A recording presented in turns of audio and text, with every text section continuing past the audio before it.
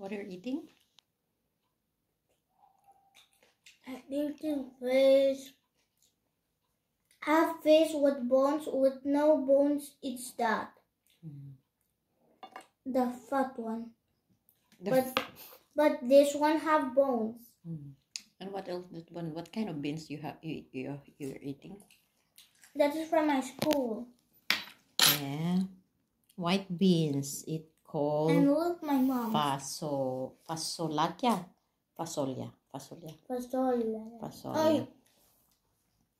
Revitia.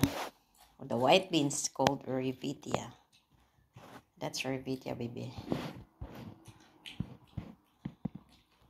So we're eating again, guys. So mukbang time, lunchtime. Crunchy, the big one, and the supermarket is crunchy, and the small one, the short, it's not crunchy. It's not crunchy. The short, the small cucumber. The crunchy one is the big cucumber. The long one. Hi guys, this is your Rocketeerina. And a little curl there. Follow our YouTube channel. Let's dig. So guys, it's our late lunch. Not really late. I think this is the best time of eating. 2 o'clock in the afternoon. So, mayroon tayo ditong isda, maliit ang tawag ay cabros. Ito, tinanggalan ko na ng tinik.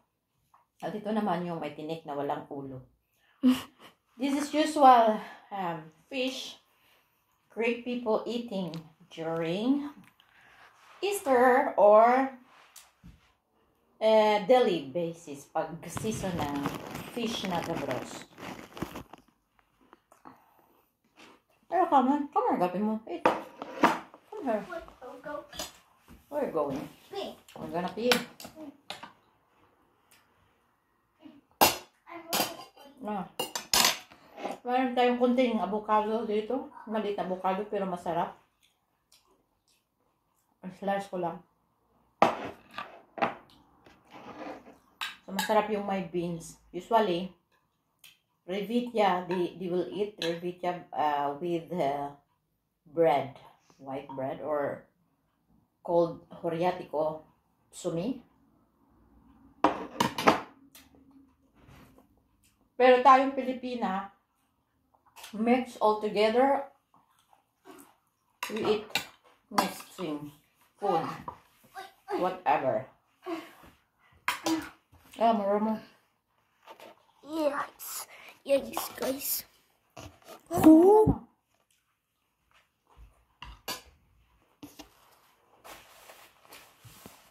So after namin kakain, mag-assignment kami. Who do that?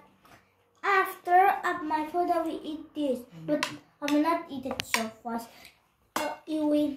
Wala na. Katapos to for ito mo, kisa pa. So na. I didn't even eat your food yet. I want crunchy food. Crunchy. I eat like this. Our fish is crunchy as well.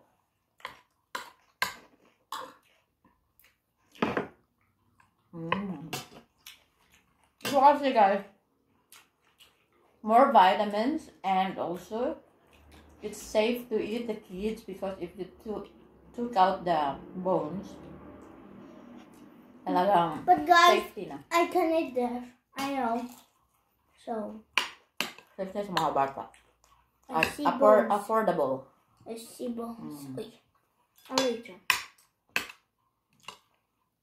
Here is the real bone. Kasi siyempre yung isang isda na wala lang pang baby, medyo may kamahalan yun eh. Kaya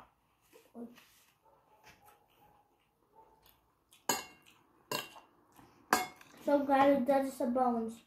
mas tayo mo medyo mahal yung klase ng isda. Nasa 16 euro per kilo. Masarap, guys. Masarap. But we're in Greece. You know how to eat, huh? Bravo. I found the tail. The tail of the fish. Ito, walang bones na to, guys. No bones.